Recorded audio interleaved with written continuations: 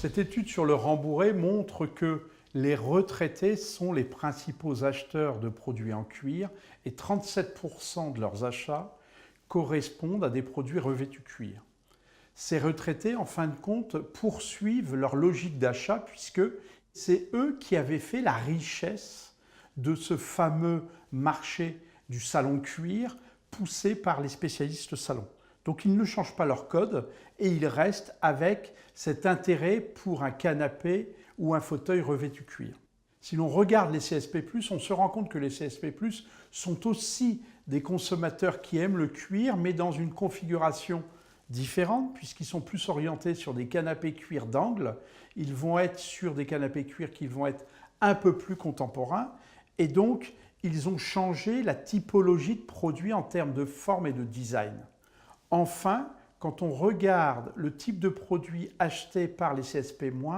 on se rend compte que dans les années 80-90, les CSP- étaient des clients extrêmement importants pour une partie des spécialistes salon, puisque ces CSP- achetaient du canapé cuir pour atteindre un certain statut social, et que,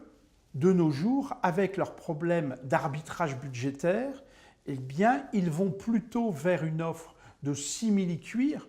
pour essayer d'adapter leurs envies à leur budget. Si on essaye de regarder la typologie d'acheteurs par rapport aux différents types de distribution, on se rend compte que les multispécialistes milieu et haut de gamme touchent en majorité les retraités et les CSP+. Côté spécialiste salon, on voit que le poids des retraités et des CSP+, est équivalent puisque chacun représente 40% des ventes en valeur de ces spécialistes salon.